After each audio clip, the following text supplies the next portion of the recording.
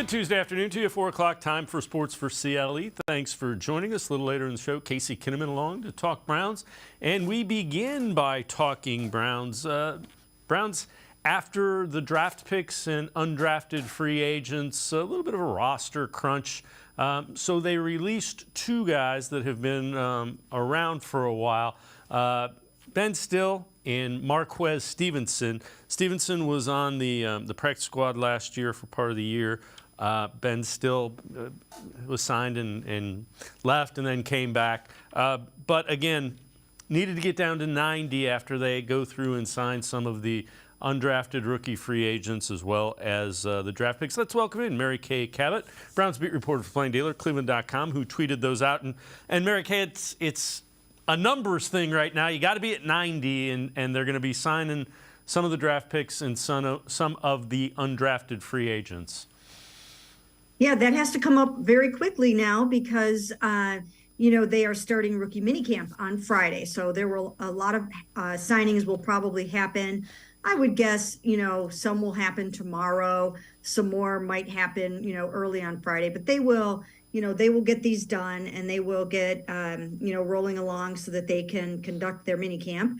And then, as you mentioned, you have 90 players. You got to get to 90. You don't have to get to 90, but you have the opportunity to bring in 90 players to camp. So they will tinker with the roster, mostly the back end of the roster till they get that 90. Yeah, and a guy that will figure in pretty significantly, I think, and I think you think the same way after taking a look at one of your articles. Rodney McLeod, a veteran safety. He figures to be the third safety because you have Juan Thornhill, you have Grant Delpit, but an important piece, and you wrote an article. Take us through that article and why McLeod is so important. Yeah, I think he's very important to the whole process of what they're going to be doing on defense, especially in the back end this season, because he has played for 5 years for Jim Schwartz in Philadelphia. And not only did he play for him there, but they won a Super Bowl together there. So he knows the Jim Schwartz way. He knows what Jim Schwartz is looking for in the back end of the defensive backfield and elsewhere because he's been around for so long. He's just one of those guys that is going to kind of know where everybody needs to be. And, if things get tense, then, he's someone that can kind of help carry that banner for Jim Schwartz, help him implement his way of doing things and sort of quell any little fires. He can put out any of those little fires if need be. And I think he'll just come in handy in that way, too. Yeah, the thing that a couple days ago on the show after they signed him, Jim Schwartz in Philadelphia had said, the communication skills for Rodney McLeod were the big thing that he kind of settled everybody down. And when you hear Jim Schwartz say that, it's got to be comforting because that was a problem. The communication was really the big problem with the secondary last year. It really was, and it caused some, a little bit of bad blood in the early going of the season. I mean, there was just tension. I sat in Baltimore and listened to, some of the defensive backs screaming at each other in the locker room. I think it was the defensive backs. That's what we were kind of told when we asked around a little bit. But, it just is, someone to come in and make sure that those things don't happen. And, I think when you couple him with Juan Thornhill, who brings sort of a new energy from his safety position as well. And they're, both former Virginia alum. And, I said that's kind of like a who's who in the backfield there now. But, so I think those two guys together are going to bring a new energy to the position and some new leadership to the defensive backfield. I know you also had a Hey Mary Kay about this, and I'm curious, what are you looking for rookie minicamp? What are some of the important things that are going to be going on out in Berea starting Friday, as you mentioned? Well, we're not going to see, a whole lot of real football going on out there. It's a time for these young guys to come in, get their playbooks, get acclimated, get their feet wet, meet people, figure out which door to go in, which door to come back out, where the bathrooms are, where the cafeteria is. I mean, it's just their chance to be there without all the veterans to kind of get acclimated to their new team, their new digs, and, their new city. And but the kinds of things that I will be looking for, mostly, some of them are just physical things, like, do they pass the eyeball test? Did they come in looking like they need to lose some weight? Did they come in looking like they need to put on some muscle? Did they come in looking, fast and agile, or do they look like they need to kind of get their act together a little bit between now and training camp? And then you can also see some of the mentals. You can see how quickly they pick some things up when they're going through drills. If they're taught something, are they able to, learn it, pick it up very quickly? We'll be able to see Dorian Thompson-Robinson's arm, see how he looks throwing the ball to his close friend Cedric Tillman, from their high school days together. So these are some of the things that we'll be looking for. Yeah, and the thing that'll be really interesting is to see how Siaki Ika and DeJuan Jones, the two really big guys, how they look just physically. Are they quick? Do they have good feet? Those are things that you can get a sense for.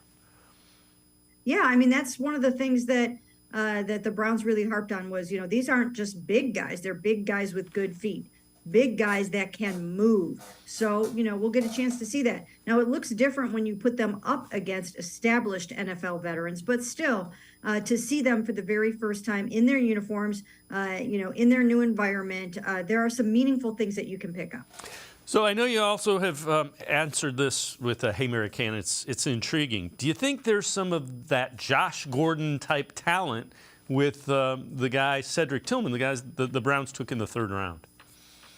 Well, if they could even come close to that, they'd be very, very lucky and happy, because Josh Gordon was one of the most natural receivers that I've ever seen come through these parts at all. I mean, he just had amazing hands, amazing route running. He could get open like nobody. I mean, he just was so good at high pointing the ball and all the things that you have to do, such good hands and everything. So if Cedric Tillman could even come close to that, from a size standpoint, there is some carryover there. But, he I'm sure has a long way to go before you can talk about him in those Josh Gordon terms. But we'll get a little bit of a feel for it when we see him for the first time this weekend. I'm curious as to your answer for this one, too. Do you think trading for Elijah Moore was the right move, given the, hindsight, given the way that the draft unfolded in front of Andrew Berry? Do you think trading for Elijah Moore was a good move? Yeah, I think so. I really do think so, because it's very difficult to hit on your draft picks, and they needed a sure thing for Deshuan Watson. In the first round, it's somewhere around 50% that you're going to come up with, an adequate starter out of those first round picks. By the time you get to the third through the fifth round, you're down to 15%. So the second round, I'm not exactly sure what the percentage is, but it's somewhere in between there. I mean, it's probably, in the 40s or the 30s or something like that. So it's not a really super high number. They really could not take the chance of not coming away with a player that they can count on for Deshuan Watson. He needs all the weapons that he can get. And I still think that Elijah Moore and the trade down to get him was a great move. And not only did you have to give up the second round pick, but all you really did was move back 32 spots to 74. And lo and behold, you picked up another receiver there. So kind of a double whammy. Yeah, I'm with you. I like Elijah Moore, and I'm anxious to see if they can get him moving in the direction that he can. Before we go to break, what premium position do you think the Browns have on their radar? And I know you've written an article about it. Take us through just kind of the thought process there. Yeah, I mean, I firmly believe they still will look at another veteran pass rusher. They really need one. Jim Schwartz can't get enough good pass rushers to run the scheme that he wants to run. It's all predicated upon disruption, wreaking havoc, rushing to the quarterback and getting him off of his mark, or, setting that edge and containing some of these mobile quarterbacks as well. So I really think that they will go out and find themselves one of these veteran pass rushers. That's another position where you can't really necessarily rely on the young guys to come in and be able to get a bunch of sacks for you. We saw how hard it was for Alex Wright last year to come in and try to be able to get those sacks. He wasn't able to get any. So, they got Isaiah McGuire. They still have Isaiah Thomas. But they need, and they've got Obo Okoronkwo, But they need one more veteran pass rusher, and I think they will look hard for one over the next few weeks. And keep in mind the salary cap number goes up about $10 million, little over $10 million, June 1st, because that's when John Johnson's number comes off the books, as well as there was some leftover from Clowney. But they get about $10 million additional dollars to spend against the cap June 1st. Yeah, that will certainly help, and that could be that's coming up very soon. That could be an opportunity for them to make such a move. But I definitely think it's something that they need, and I think it's something that they will do. Yeah, I agree with you. I think another edge rusher gives the younger guys a little bit of time to develop. You don't count on them right away. Mary Kay Cabot, Browns beat reporter for Plain Dealer, and cleveland.com and I are going to step aside, take a quick time out. Other side of the break, we'll head to the voicemail of Truth and Reason, plus ranking the quarterback rooms. Someone from ESPN has done it. We'll take a look at where the Browns is. Sports4CLE, be right back. Stay with us. The Ohio Lottery Partners in Education program recognizes role model students and teachers from across Ohio. Nominations can now be done completely online. To nominate a deserving teacher or student, go to ohiolottery.com. In the About section, find Partners in Education. There you will find links to the nomination forms. Students kindergarten through 12th grade can be academic all-stars. Teachers can be honored as a Teacher of the Month. The Ohio Lottery Partners in Education, where stars shine. The Greater Cleveland Sports Hall of Fame celebrates the star athletes and notable sports figures who were born or have made their home in Greater Cleveland. It tells the story of discipline, commitment, perseverance, sportsmanship, and excellence in achievement. It encourages and inspires those who believe in sport and its direct impact on the well-being of our community. Go to clevelandsportshall.com or follow us on Twitter at GCLE Sports HOF for more details.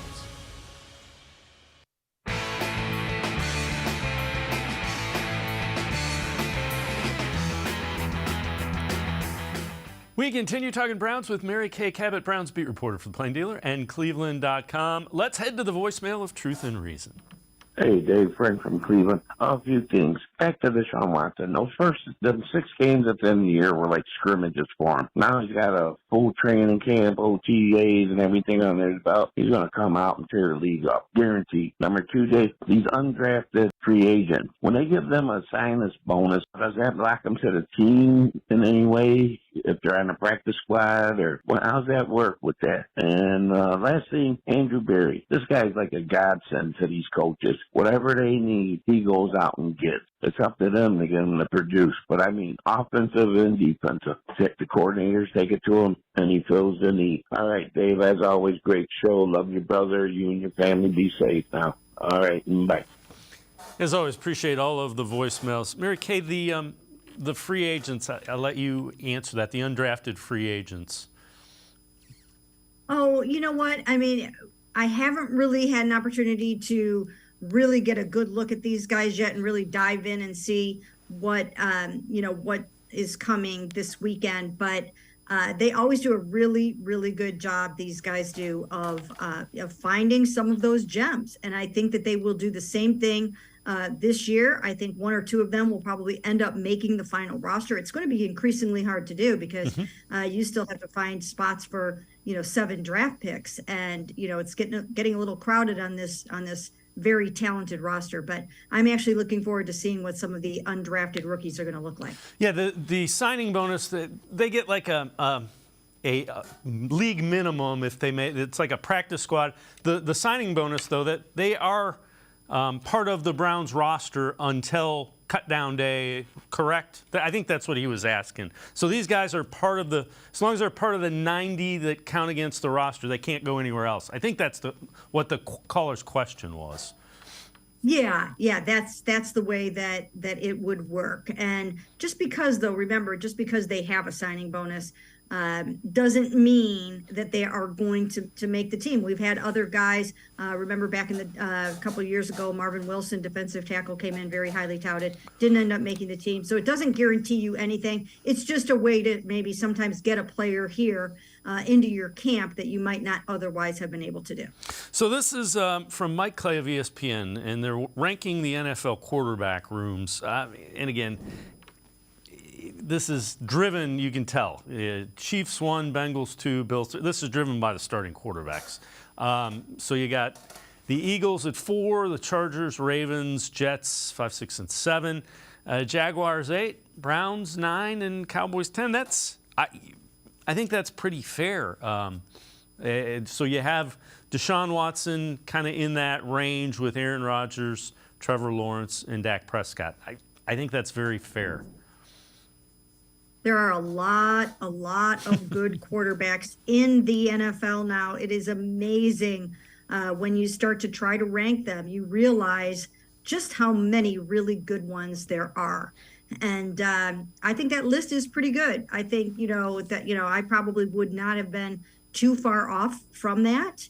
I think they got it pretty right. So, you're always going to have Patrick up there. You're always going to have Josh Allen right up there, Joe Burrow, Lamar Jackson. I mean, it's just such a renaissance in quarterback play right now, and it's just not going to be easy for any of them. Yeah, and you know what? If Deshaun Watson performs as a top 10 quarterback in the league, I think the Browns will be in pretty good shape. I really do. I know you've answered this in your Hey Mary Kay.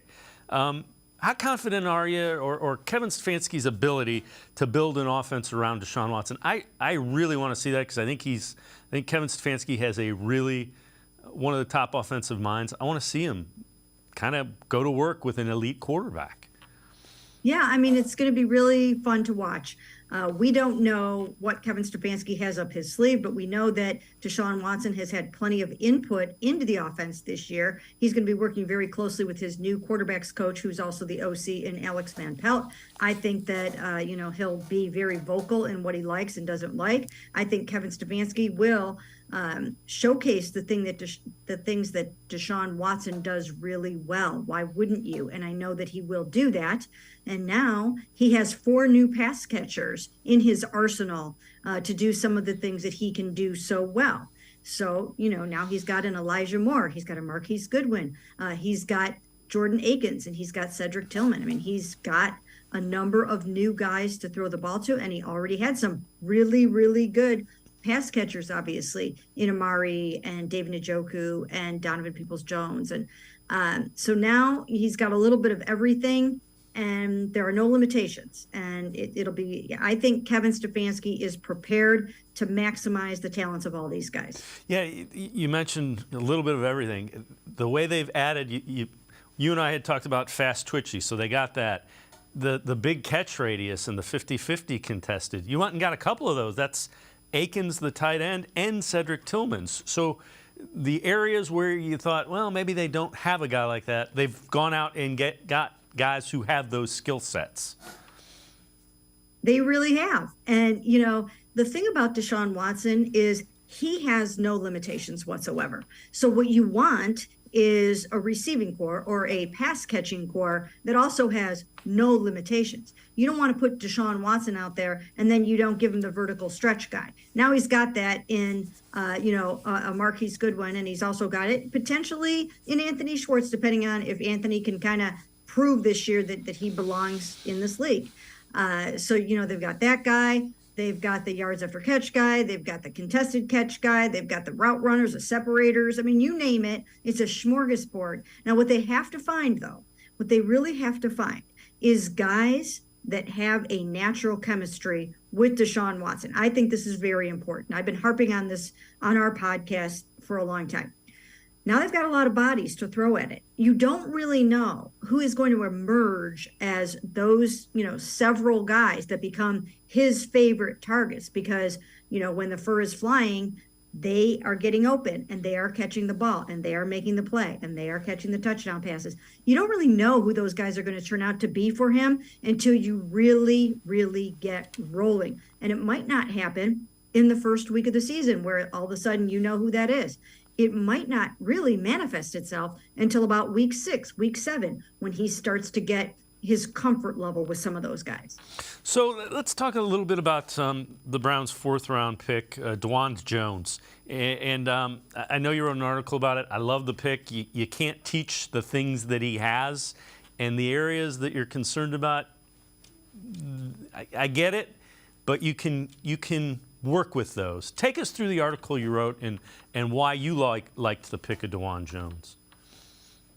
Well, I like the pick in the 4th round. As I mentioned earlier, in rounds 3 through 5, your hit rate for an adequate starter is about 15%. So you can take a flyer on a guy in the 4th round that you know is not a perfect prospect, but someone who has the capability of being developed into an adequate starter. Again, the chances are pretty low of it happening. Unfortunately, it's really sobering to look at that statistic and realize that, the chances are that low. But I think it helps people to understand why, sometimes you look at a personnel department and you judge them and grade them very harshly until you hear a stat like that. And it's like, no, that's universal across the NFL. So I think taking him in the 4th round is the perfect place to take him. What they have to figure out is, can he love football, or does he love football as much as he needs to love it to excel at this level? Because you cannot hide at this level. When you're in the pros, you have to put in the work and you have to be dedicated. And if you don't love it, that's going to show up. It's going to show up on the field. So he has to prove that he can do that. But I think when you put him with Bill Callahan, arguably the best offensive line coach in the NFL, and his assistant, Scott Peters, when you put a Deshuan Jones with them, they'll see what they can pull out of him. And then he's surrounded by just a great offensive line, a bunch of really, really good guys. Those guys are going to show him the way. You've got Joe Thomas, who will help show him the way. So, all the conditions are right for him to succeed, and now it will be up to him. Mary Kay Cabot, Browns beat reporter for the Plain Dealer, cleveland.com, and I are going to step aside, take one more time out. Other side of the break, we'll take a look at what Pro Football Focus thinks would be a pretty good move for a couple of teams, including the Browns. Sports4CLE, be right back. Stay with us. Come back to go forward. Back to learning new things. Back to pursuing your dreams. Tri-C has flexible learning options to fit your life. And every year, more than 1,000 local companies provide Tri-C students with real-world learning. The right education can boost your lifetime earning power by hundreds of thousands of dollars. Start now with a college education you can afford. Tri-C, where futures begin.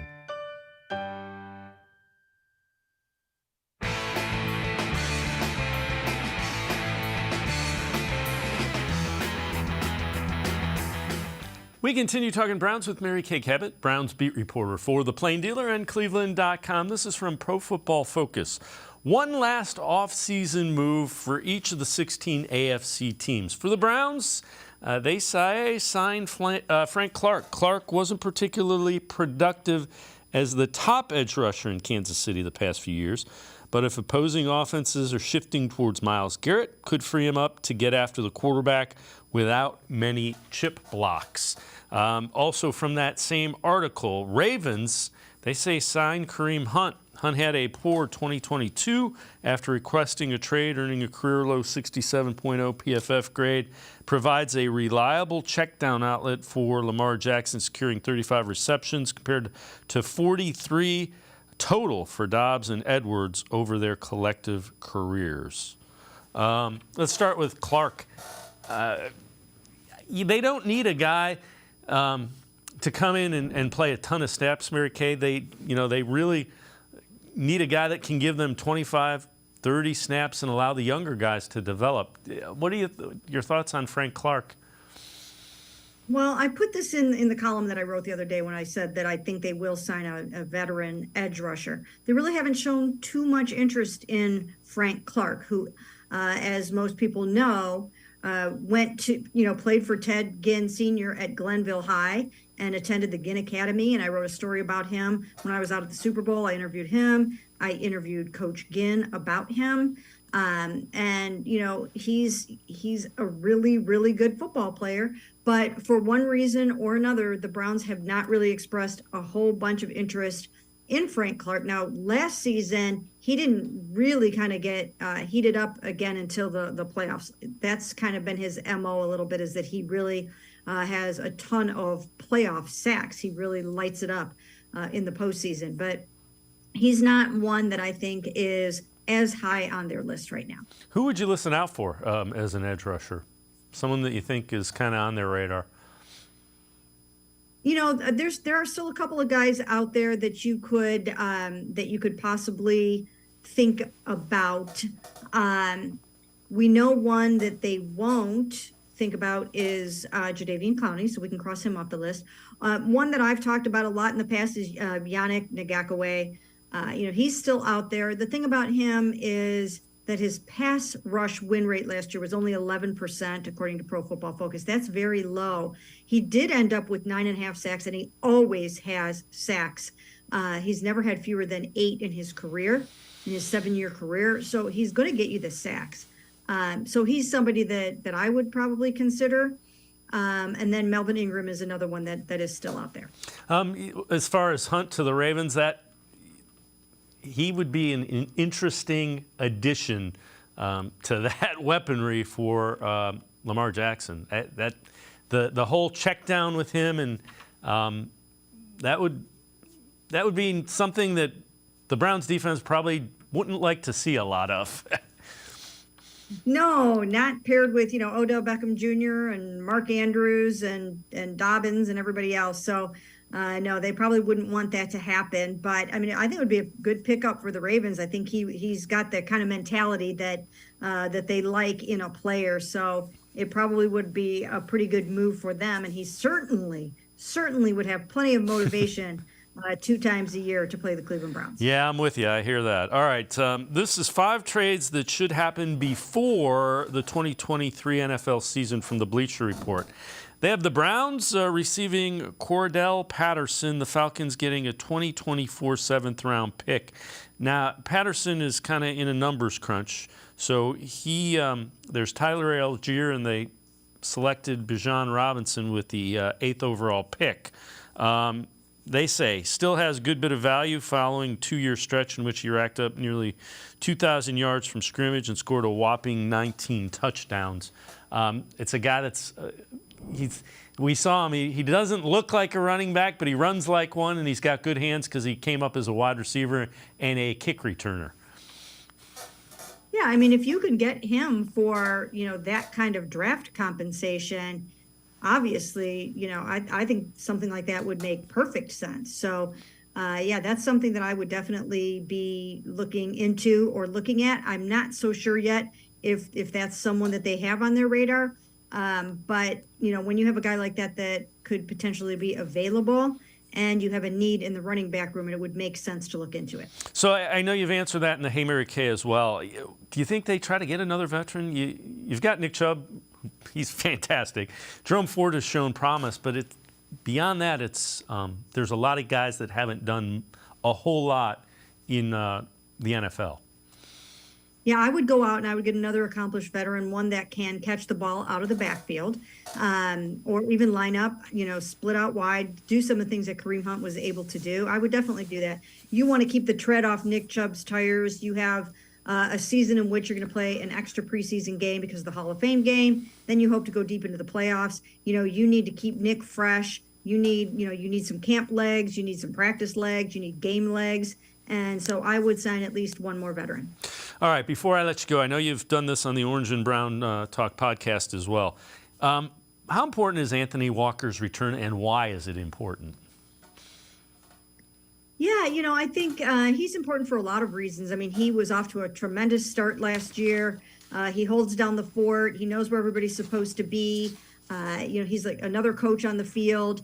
You have to hope that he comes back strong from the torn quad. It's a tough injury to come back from, but he's young. He should be able to do that just fine. But he just brings so much more to the table than just what he does on the field. I mean, he distributes his game notes, his scouting report on the opponent to his teammates. He's great in the locker room. He's great in the meeting rooms, great on the field, and just the kind of guy you want to have around. Yeah, and you can tell he is a guy that teammates seem to gravitate towards. Even when he was injured last year, you could tell that. Yeah, absolutely. There are a couple of guys that are just like that where, the whole locker room does kind of gravitate toward them. Jacoby Brissett was one. Anthony Walker is one. There are a couple of new guys on the team now that I think are going to play roles like that, but Anthony is certainly one of them. Mary Kay Cabot, Browns beat reporter for the Plain Dealer, cleveland.com. As always, thanks so much for the time and the insight. Thanks, Mary Kay. Thanks for having me. Mary Kay Cabot, make sure you check her out. Always the best Browns coverage, cleveland.com, as well as the pages of the Plain Dealer. We're going to step aside, take a quick time out. Other side of the break, Casey Kinnamon from Dog Pound Daily. We continue talking Browns. You got to hear how a former Raven grades the Browns draft. That's straight ahead. Come back to go forward. Back to learning new things. Back to pursuing your dreams. Tri-C has flexible learning options to fit your life. And every year, more than 1,000 local companies provide Tri-C students with real-world learning. The right education can boost your lifetime earning power by hundreds of thousands of dollars. Start now with a college education you can afford. Tri-C, where futures begin. The Ohio Lottery Partners in Education program recognizes role model students and teachers from across Ohio. Nominations can now be done completely online. To nominate a deserving teacher or student, go to ohiolottery.com. In the About section, find Partners in Education. There you will find links to the nomination forms. Students, kindergarten through 12th grade, can be academic all-stars. Teachers can be honored as a Teacher of the Month. The Ohio Lottery Partners in Education, where stars shine. I am powerful beyond my wildest imagination. I will define my future. I will keep challenging myself to improve. Because I am a future leader of this great nation. I will be responsible for raising a beautiful family. And educating not only my generation, but many more to come. I will make a difference in my community. And I will stand up for what I believe in. I will not settle for simply chasing my dreams. I will achieve them. Because I was given a chance. An opportunity. A home. At Family, Career, and Community Leaders of America. The ultimate leadership experience. FCCLA has been one of the greatest experiences of my life. It's made me who I am today. Join us. We'll build a new future together.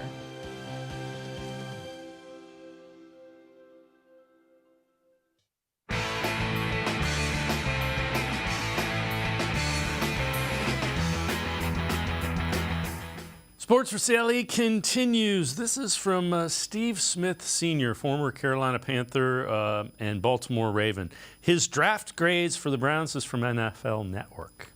The Cleveland Browns, because I'm a former Baltimore Raven, I got to give them a C-, and that's just kind of how it is. And the only reason it's a C- is because they listened to me with Cedric Tillman, that wide receiver out of Tennessee. He didn't get a lot of credit like Jalen Hyatt with speed, but he's a solidified number 2, a X receiver, has the ability to stationary stand. He's a big body guy. He's fought through injuries, but also too, I also love that the Cleveland Browns also got the quarterback from UCLA, DTR, a young guy that has the ability to learn and develop. We know this offense under Kevin Stefanski is all about understanding and mastering the system, and gives a young guy an opportunity to master it and also understand that this offense is also ran all around the league. So he may not have success with the Cleveland Browns because of that massive contract with Deshuan Watson,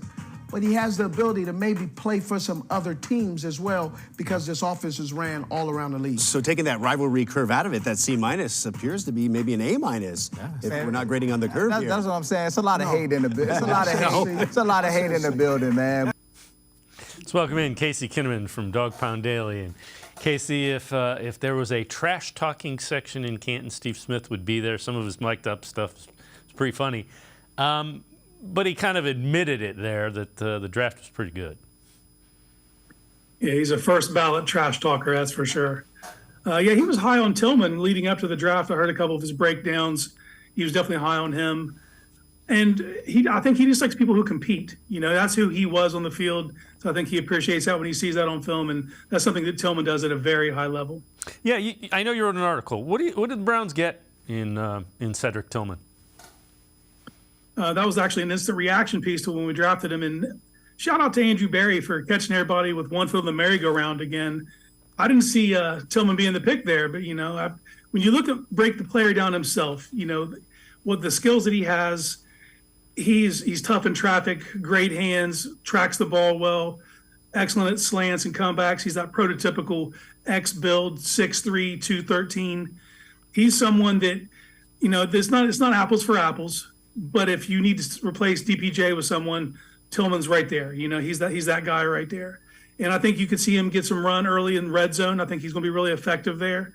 And I think he's a player who can help now as well as long term.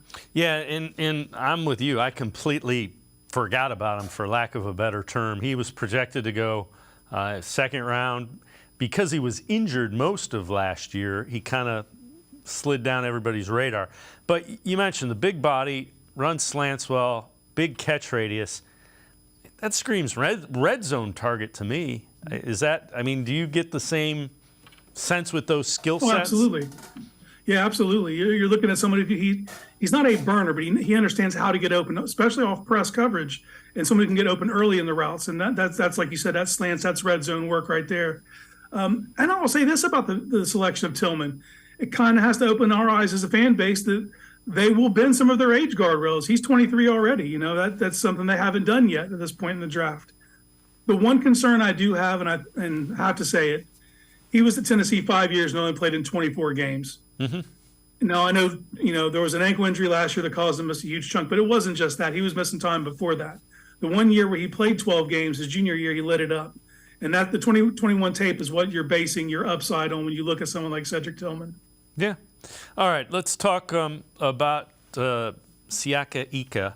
And that was a guy, I know you wrote an article. Take us through an article with this, and then I'll tell you kind of what I had thought before and after the pick. Yeah, well, earlier that day, me and you were talking about staying away from Ika, and then sure enough, that was the selection. And it's just because he was a downtrending player. And once again, like Tillman, if you look at his 2021 tape, you can see where they would be excited. But it feels like a reach when you look at who's on the board. You look at Adebawore still out there, as an impact defensive tackle / somebody who can just be like a movable piece. But they obviously had a type they were after. They were after a big space eater. And that's what you get with Ika. The 335's generous. I'm guessing that's probably north of 350 most of the time. I think that was a trimmed down version just to get on the scale. But, he's good in short area. He was asked to control 2 gaps at Baylor. In the pros, he's only going to be in charge of 1, so we'll see if that changes his projection. But he wasn't a physical tester. And like I said, his tape in 2022 was down from 2021, even though he had the respect of his peers and the other coaches in the league, because he was still first team Big 12, So there's upside there. The one thing I walked away from was, I said this, if I just knew that Schwartz was pounding the table to get Ika, I would probably feel different about the pick at the time. Well, it turns out that's exactly what happened. That's who he wanted, And if you have a vision for him, by all means, I'm going to defer to Jim Schwartz and let him work his magic. That was my reaction too. When I saw the interaction with Ika and Schwartz draft night, I'm like, okay, if Jim Schwartz wants him in this defense, go get him for Jim Schwartz. Yeah, far be it from me to disapprove of someone Jim Schwartz wants, that's for sure. All right, before we go to break, best draft steal for every NFL team. This from Touchdown Wire. Browns, Luke Whippler, the center. Whippler isn't the most powerful center in the class at 6'3", 303, but he's smart, tough, and he kept C.J. Stroud clean last season with just 1 sack and 7 total pressures allowed in 449 pass blocking reps. Whippler is a ready-made tactician, and the Browns committed larceny with this pick. Everybody loves the pick of Whippler, and again, center's a tough position. The Browns have been fortunate. They had Treader, they had Harris, who they liked. He gets hurt. Posick comes in and plays well. The other thing with these young offensive linemen, Bill Callahan's there. He's not only the best offensive line coach now, he's one of the best that's ever coached that position. Yeah, there's no doubt in that. You look at someone like Whippler, something they don't mention there is his movement skills. He's going to fit in very well to what they do in Cleveland. And you just look at the overall value, because there's not someone who's necessarily going to help you right now. But you could have possibly gotten your future starting center in the 6th round. That is a tremendous value, and that would constitute a steal. But I think in 2 or 3 years, when we look back, I think the name Cam Mitchell, I think that is a name that we're going to be very impressed that they were able to maneuver him and get him in the 5th round. So I think they got good value all day on day 3. Yeah, and again, for when they were picking, the names were the names we expected to go earlier in most instances. Yeah, both those players, Whippler and Mitchell, were both inside of Brugler's top 100, and they were getting value all day long. The only one that wasn't was DTR, and that's just because basically quarterbacks like that were in years past weren't going as high. I think all those quarterbacks kind of need to send a thank you note to Brock Purdy because they got them selected earlier. But, there was value to be had, and the Browns scooped it all up. Casey Kinnamon from Dawg Pound Daily and I are going to step aside, take a quick time out. Other side of the break, we'll head back to the voicemail of Truth and Reason. Take a look at some free agents that may be on the Browns' radar. Sports for CLE. Be right back. Stay with us. The Ohio Lottery Partners in Education program recognizes role model students and teachers from across Ohio. Nominations can now be done completely online. To nominate a deserving teacher or student, go to ohiolottery.com. In the About section, find Partners in Education. There you will find links to the nomination forms. Students kindergarten through 12th grade can be academic all-stars. Teachers can be honored as a Teacher of the Month. The Ohio Lottery Partners in Education, where stars shine.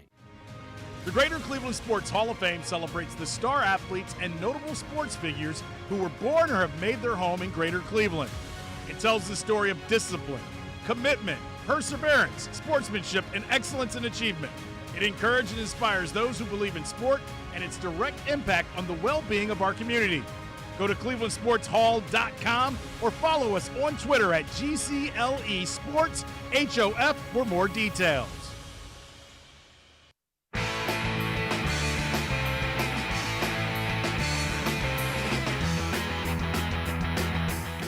We continue talking Browns with Casey Kinnamon from Dawg Pound Daily. Let's head back to the voicemail of Truth and Reason.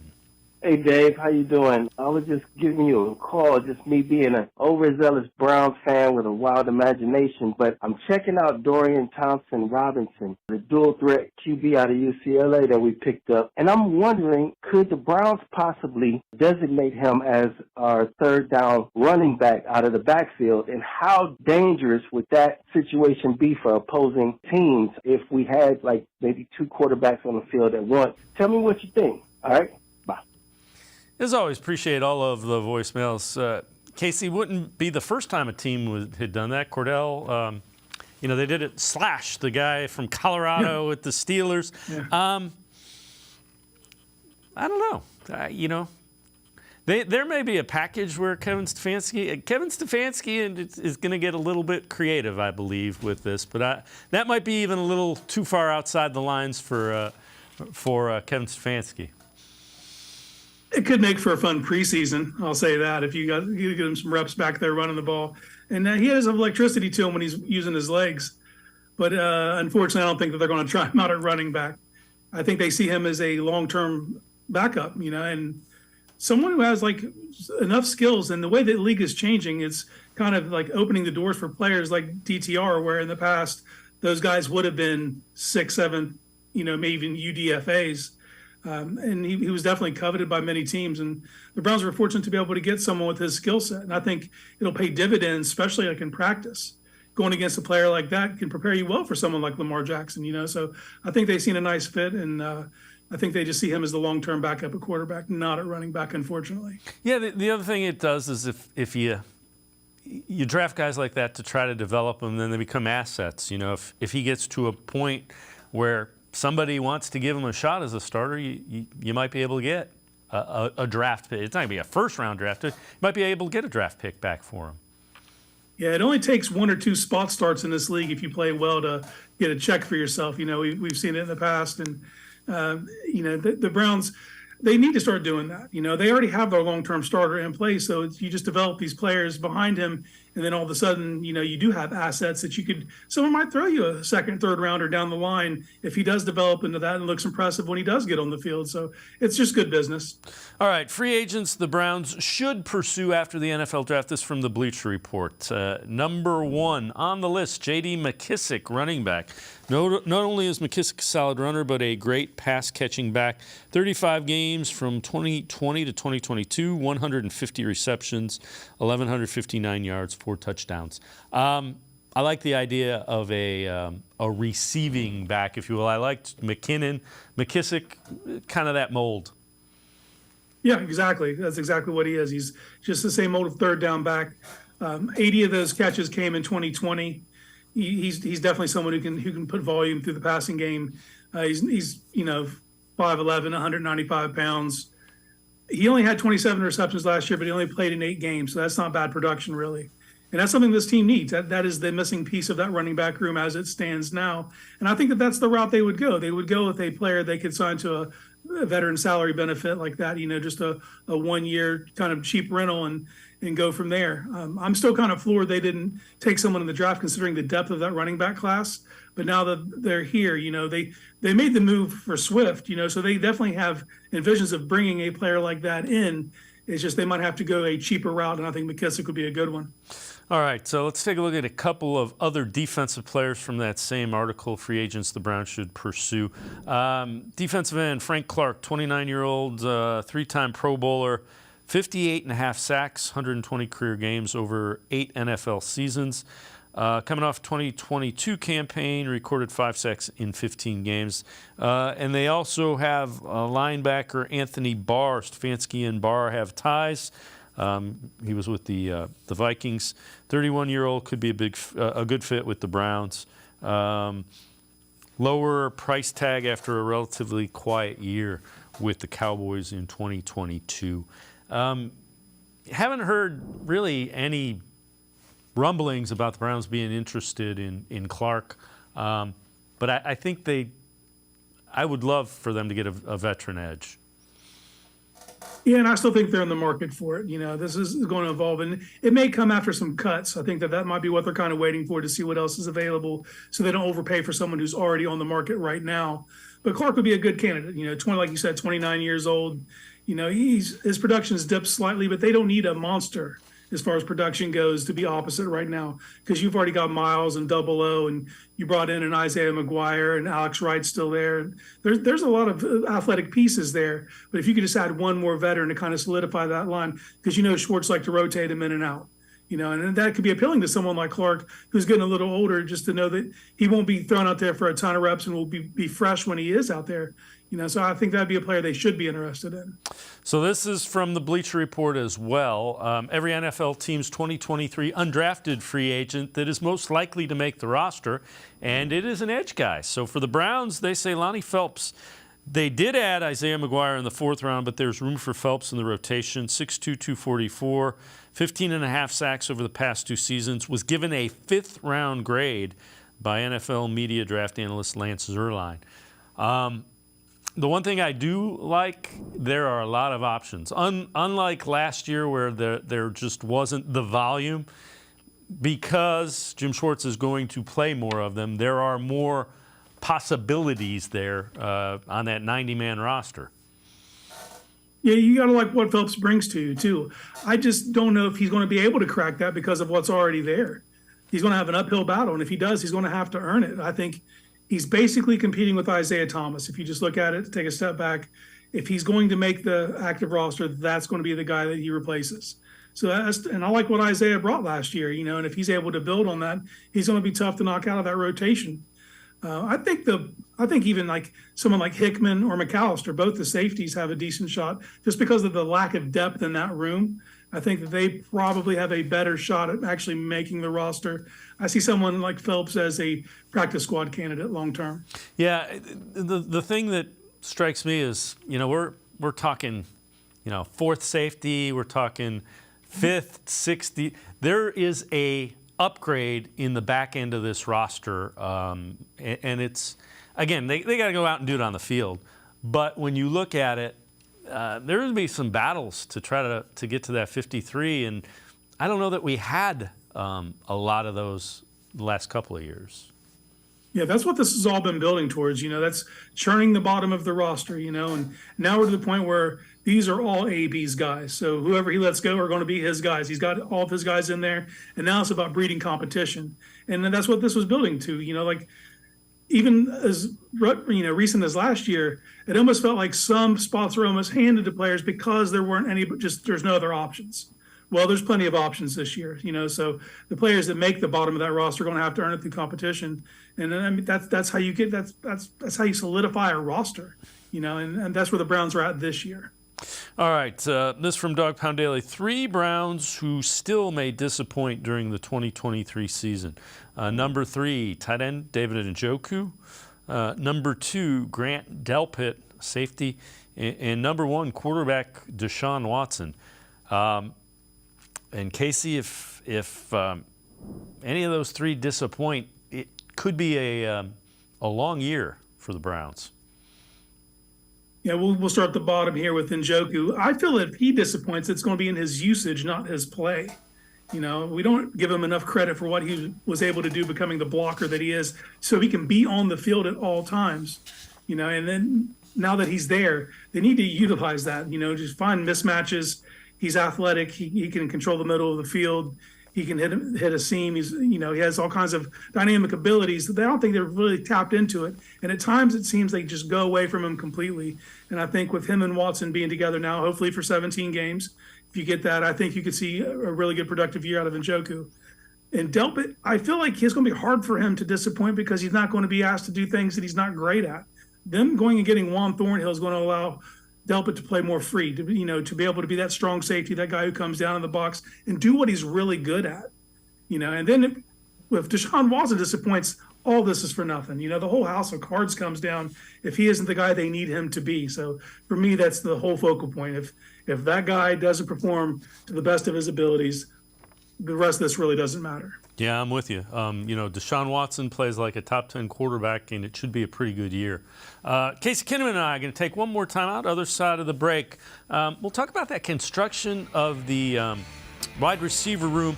We'll also take a look at the strength of schedule for all the NFL teams, where the Browns lay in that strength of schedule. Sports4CLE, be right back. Stay with us. Come back to go forward. Back to learning new things. Back to pursuing your dreams. Tri-C has flexible learning options to fit your life. And every year, more than 1,000 local companies provide Tri-C students with real-world learning. The right education can boost your lifetime earning power by hundreds of thousands of dollars. Start now with a college education you can afford.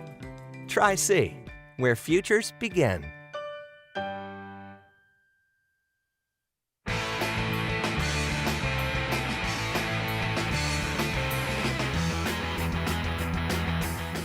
We continue talking Browns with Casey Kinnamon from Dog Pound Daily. Casey, I know you wrote an article about this. The way the wide receiver room is constructed now, mentioned earlier in the show, it makes sense. Yeah, well, it's what they had to do to evaluate how they got there and what it can mean long term when you take a step back. And they can say whatever they want on microphones, giving support for anybody not named Amari Cooper or Donovan Peoples-Jones, but their actions tell you they knew they had to make some moves. And what they were able to effectively do is Andrew Berry used the 42nd pick to get Elijah Moore and Cedric Tillman. And then they go get a proven speedster in Goodwin for a veteran salary benefit. So effectively, they've shaped the dynamics of that wide receiver room for about $5 million this next coming season. And for a team that is cap strapped like the Browns are, that is just remarkable positioning with the salary cap. But then you also take a look at what this can mean long term.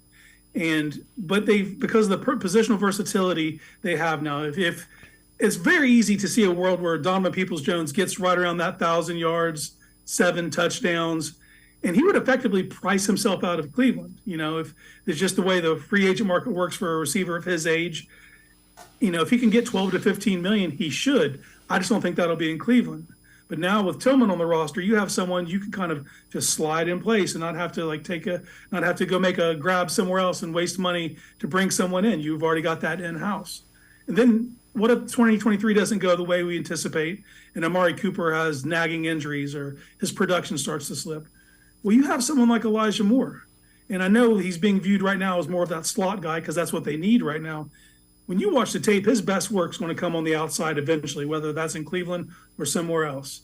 And I think that you have a potential starting Z receiver that you could just slide in place of Amari Cooper and save yourself $12 million next year if that's the way it goes, you know. So the way they've been able to assemble that room for as cheap as they were and give themselves versatility going forward so they don't, you know, get pigeonholed into having to commit big money to someone, I think that needs to be recognized. Yeah, and they added pieces that they didn't have. So the skill sets now kind of cover the variety of what you would want. So it again, they have to go out and do it on the field, but there was a plan and you can see the plan and it makes sense. You couldn't always say that in the past, but it made sense. Let's take a look at this NFL strength of schedule for 2023. The Browns have the 26th toughest schedule, so that is the 7th easiest. Steelers right ahead of them with a tougher schedule, and then you see the Ravens up at 20-21. Now, we say that's based on records from a season ago, and we know by week 4 it's like, well, this really wasn't that easy of a schedule. Yeah, not easy enough. If you're not if you don't have the easiest schedule in the league, it's too hard, and everything changes year to year. So you see that winning percentage from last year, but all those teams that you're playing, they made moves too. You know, no one's trying to get worse unless you're tanking, and that's a very small fraction of the NFL. So, yeah, it's something to talk about. 26th. I would be happy if it was 32, but it is what it is. You got to play all 17 on your schedule, and they're all going to be dogfights regardless of what you think right now. Yeah, and again, the schedule release is Thursday. Some of them will trickle out. It will be interesting to see how many national games. Earlier in the week, we had talked about this. The number of national games gives you an indication of how the NFL thinks you're going to do. Yeah, and we saw how it worked out, and in 2019 when you get a few, and then you get a few more in 2020, and then you go down and you come up. It's interesting to see where the league feels you are. I would be completely happy if it was like 2. I think that's the number I'm looking for. I'm looking to play mostly Sundays at 1:00. I think that's where the Browns need to be, fly under that radar until you've earned the right to be that flex to Sunday night type team. So we'll see on Thursday night, but like I said, I think 2 is going to be the number. Yeah, I'm with you. That kind of is exactly what I thought. Was 2, maybe 3, but I'm leaning towards 2. All right, before I let you go, 3 reasons the Browns could disappoint in 2023. This is from Dog Pound Daily. Number 3, lack of leadership in the locker room. Number 2, injuries once again decimate the Browns roster. And number 1, Deshuan Watson continues to struggle with the Browns. And all 3 of those are concerns. All 3 of them kind of led to what was last year. Yeah, the injuries, that's not the Browns, that's everyone. The Kansas City Chiefs are one broken ankle on Patrick Mahomes from their season being, washed out. Like every team needs to worry about that. But I do think the leadership needs to be discussed because that is something that has never really taken flight since Stefanski and Barry have been in Cleveland. They don't have that vocal leader. We've seen Garrett try it at times, and while he might be able to do that in his room or even just with the defense, I don't think the whole team marches to the beat of his drum. And traditionally what happens is it defaults to the quarterback. Well, given the circumstances surrounding Watson, it's going to take a lot more water under that bridge and time to go on before he's able to be that vocal leader, the rah-rah guy for everyone. So this team does have a void there, and it's going to be interesting to see who fills that. In the meanwhile, I don't know if that guy's on the team, Their best players are people like Nick Chubb and Amari Cooper and Joel Bitonio, and those aren't exactly the rah-rah type guys. They just don't have that vocal leader. But once again, we default to Deshaun Watson. If he disappoints, it all disappoints. Those eggs are in that basket. Point blank, period, end of story. And it all rides on his success or lack thereof, And if he doesn't have a stellar 2023, this is going to be a disappointing season. Yeah, and you know what? I think Kevin Stefanski realizes it. That's the reason the work they're doing to design this offense, it's critical. It's got to be right. If it is not right, they may not get a second chance. Yeah, and they've given them all the pieces they could. They revamped the wide receiver room. You go get a backup tight end like Jordan Akins. You're doing everything you can. And let this be said, they still have 24 in the backfield. So you have a trump card right there in place. But they have the pieces in place, and they've given him everything he needs to be to maximize his potential. But now it is up to Stefanski and Watson to make that step. Casey Kinnamon, as always, appreciate the time and the insight. Thanks very much, Casey. Hey, anytime. Thanks for having me. Casey Kinnamon, make sure you check him out. Always really good stuff on Dog Pound Daily. That's going to do it for this edition of Sports for CLE. We'll see you back here tomorrow at 4 o'clock. Have a great night, everybody. See you tomorrow at 4 on Sports for CLE.